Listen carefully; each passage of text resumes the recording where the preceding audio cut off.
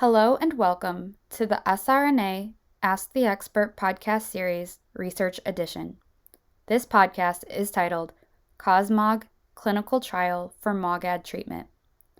My name is Krissy Dilger, and I moderated this podcast. SRNA is a nonprofit focused on support, education, and research of rare neuroimmune disorders. You can learn more about us on our website at wearesrna.org. Our 2023 Ask the Expert podcast series is sponsored in part by Horizon Therapeutics, Alexion AstraZeneca Rare Disease, and Genentech. Horizon is focused on the discovery, development, and commercialization of medicines that address critical needs for people impacted by rare autoimmune and severe inflammatory diseases. They apply scientific expertise and courage to bring clinically meaningful therapies to patients.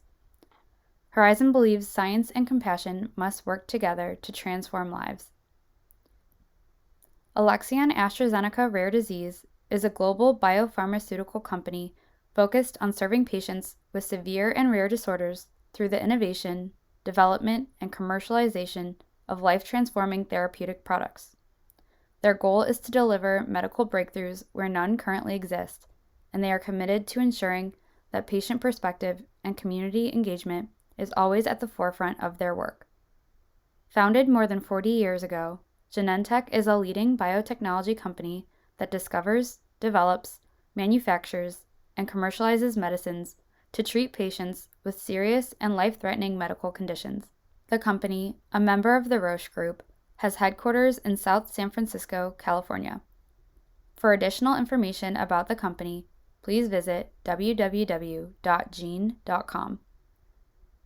For today's podcast, we are pleased to be joined by Dr. Michael Levy. Dr. Michael Levy is an associate professor of neurology at Massachusetts General Hospital and research director of the Division of Neuroimmunology and Neuroinfectious Disease. He completed the MD PhD program at Baylor College of Medicine with a focus on neuroscience.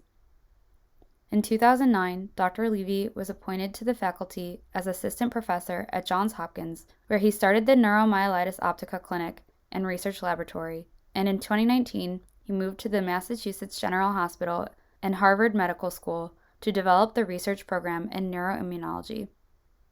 Clinically, Dr. Levy specializes in taking care of patients with rare neuroimmunological diseases, including neuromyelitis optica, transverse myelitis, MOG antibody disease, acute disseminated encephalomyelitis, and optic neuritis.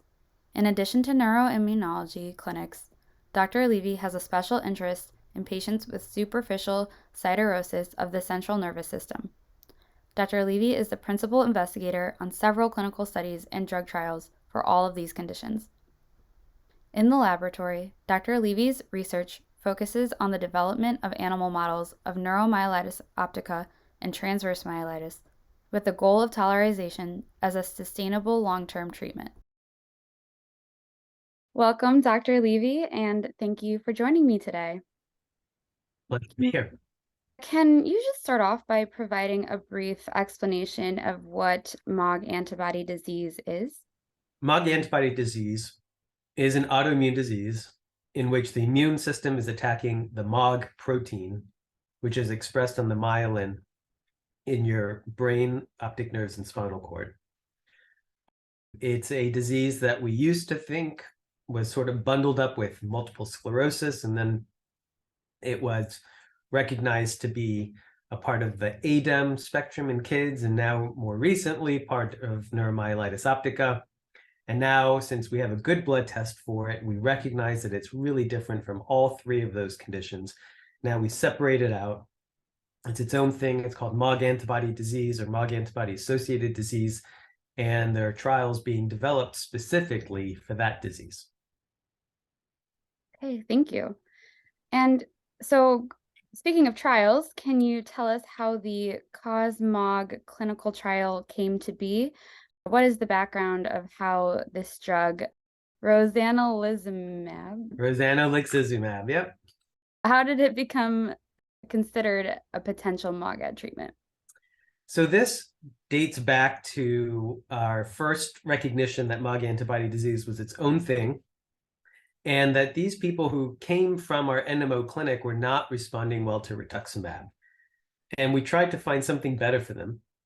And what we identified is that IVIG was really helpful, which is unusual because IVIG is not that useful for aquaporin 4 NMO. We don't use it for MS.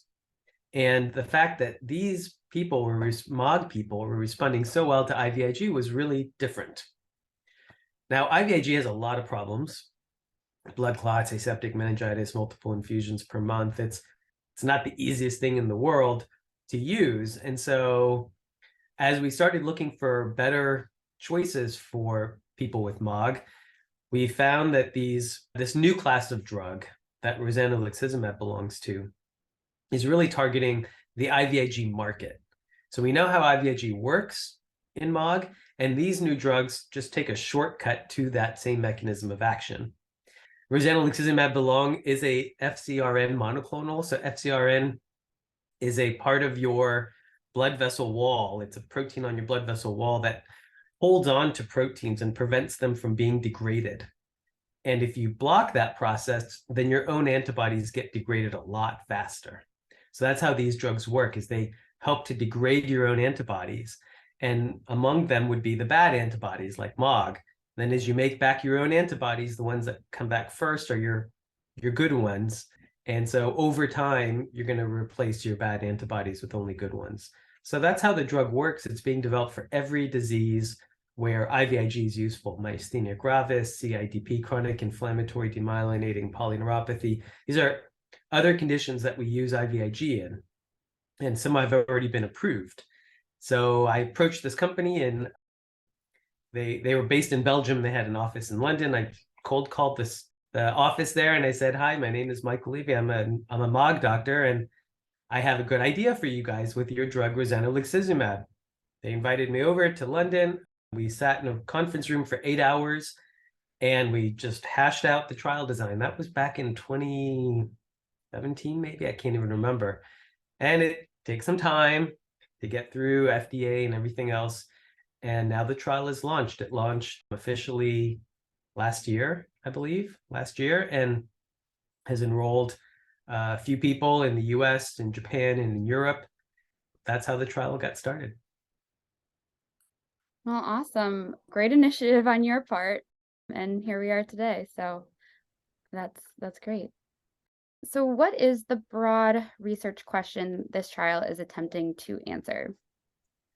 What we're trying to understand is, can this drug prevent relapses the way IVIG does? So a lot of MOG people, just like NMO, just like TM, they have damage from previous attacks, and they have symptoms from that damage, maybe vision loss, maybe bowel bladder control. We're not trying to fix that. That requires the spinal cord to heal over time, or the optic nerves to heal over time. We don't have good therapies for that. It's still an area of unmet need. But what we are trying to target with this drug is to prevent the next relapse. So this trial design is placebo-controlled. You have a 50-50 chance of either getting nothing or getting the drug. And what we want to know is, does getting the drug either delay or stop the chance of having a relapse?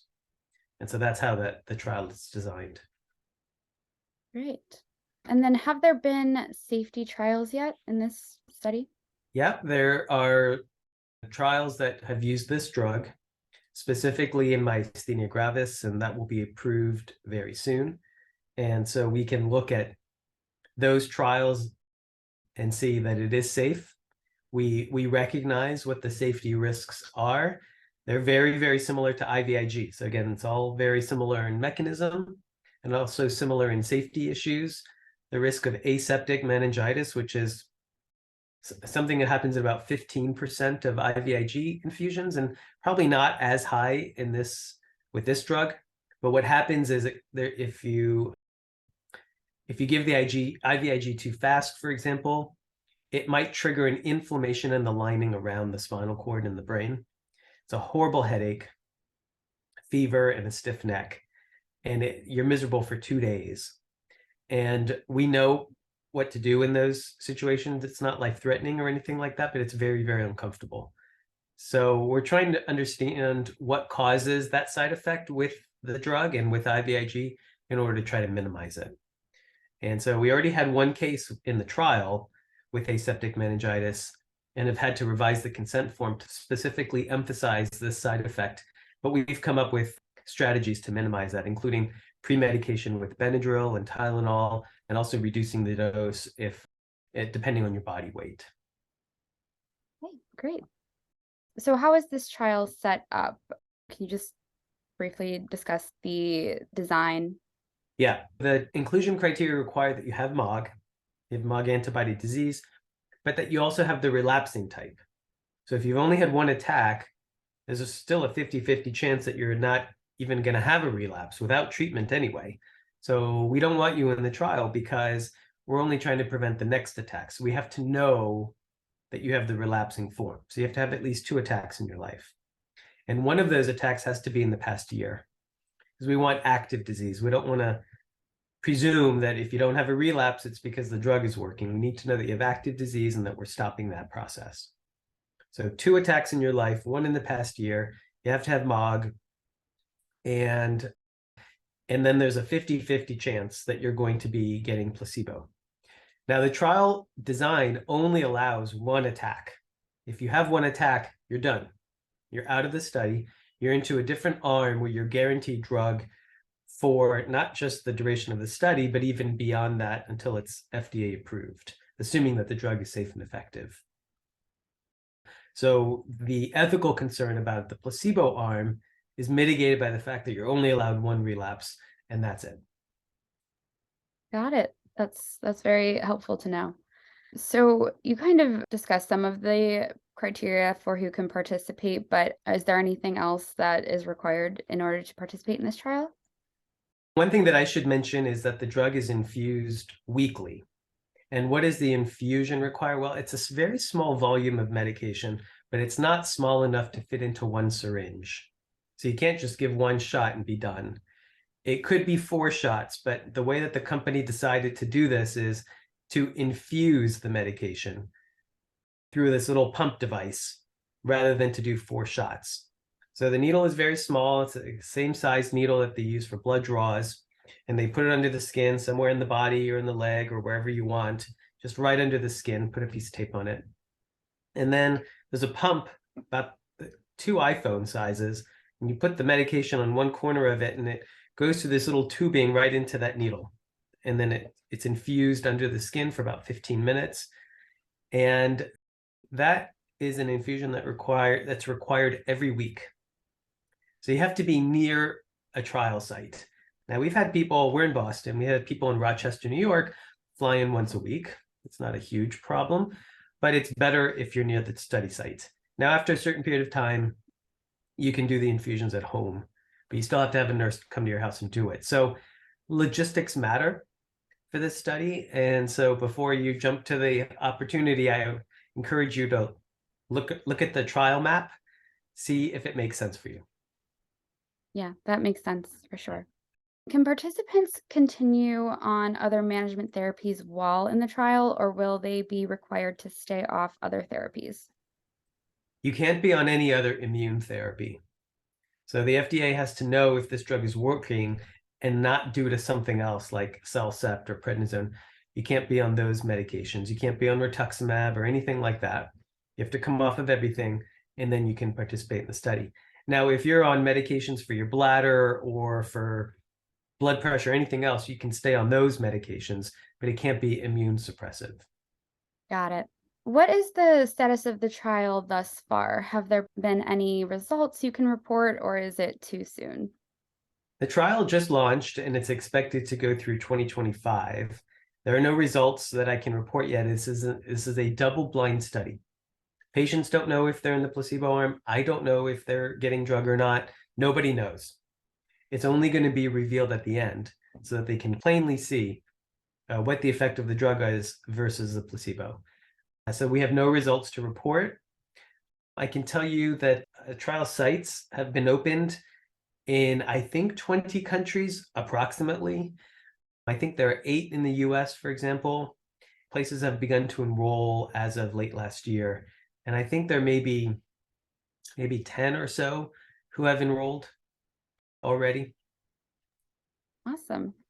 So you mentioned the trial is expected to go through 2025. If successful, what is the kind of general timeline to be expected in terms of when this drug might actually become available for people to take if they have MOGAD? Assuming it finishes in 2025 and assuming that it proves to be effective, then they would file with regulatory agencies in the US and Europe and Japan and other places for approval. And that process can take anywhere between 6 months and a year. And then it would become available. And hopefully it won't be priced too high. It will become easily accessible to all. So it's not just a matter of getting approval. It also has a hurdle in terms of the price. Just to emphasize, in the aquaporin 4 version of NMO, there are 3 drugs approved in many countries, but they're not covered or accessible in a lot of those countries. So it makes it essentially unaffordable. So we need not just approval, but also access to this medication. Yes, that's definitely a big part of access to appropriate treatments, but we'll remain hopeful for sure. So this is all assuming that the trial is successful. How will that be determined if the trial is successful or not? So what happens is after the trial is done, the data is locked, can't make any other changes. And then there's an unblinding process whereby all the pharmacies will report to us who is on what drug and when. And a statistician gets it, an unbiased statistician, and then they just run the statistics. And then they show us what was the result of the drug compared to the placebo. And if the statistics are clear and presentable to the FDA, then the company can turn that into the FDA for approval. And what we're looking for is proof positive that this drug prevents attacks better than placebo does. And it has to be meaningful. If it just prevents it a little bit more, it may not be useful. What we're really looking for is something on the order of what we're observing with IVIG. Now, our observation with IVIG is not blinded. I can't be certain that IVIG is that effective, but my experience with it is pretty good. And I think that's the level of expectation for this drug, rozanolixizumab. Got it. So if successful, who will be potentially eligible for this treatment in the future? For example, will both kids and adults be eligible? Will you have to be MOG positive? The way that the trial is written is that you have to meet the new criteria that were just published. For those of you who don't know, there's a huge consortium, worldwide consortium, that put together a diagnostic criteria, a set of rules that basically rule in MOG antibody disease. And the trial is now attached to that criteria. So it does require MOG antibody positivity, and using certain types of tests, it has to be positive. And all of that is detailed in this large consortium study that I think the SRNA has probably made available to everyone, should. And that's going to be the criteria for using this drug as well, and for participation in the study. There's one exception. The trial is not enrolling children. We tried. We pushed really hard for enrolling kids, but the FDA insisted that we do all of these pharmacokinetic studies. Because the drug is weight-based, we would have to do a different dosing for each age group, and it would require all these blood draws in these poor kids, and we just couldn't get that all together. Especially if the kids wanted the infusions at home, we couldn't time the blood draws well enough. And so kids are excluded, unfortunately. But assuming that it is approved for adults, there will be a separate kid study after that, which will be done for approval in children. Great. So one last question. How can someone participate in the trial? Is there a website you can direct them to, or how does someone find more information? Yeah. The best is to go to clinicaltrials.gov, put in the MOG antibody disease in the disease blank. You'll see all the studies that come up for MOG, and then you can choose rozanolixizumab or look at the other options. I think there is a nice CosMOG website as well, and you can look at that. That's industry sponsored, so you have to consider that. And you can also email me and ask your physicians, and if your physicians don't know, they can reach out to us at the SRNA or me directly. So among all those options, there should be at least one way that you can learn more about it. Awesome. Well, thank you so much for your time. We really appreciate it. And I know this is a topic people are really excited about. So thank you also for all the work you've done on this study. Thank you. Thank you for hosting me.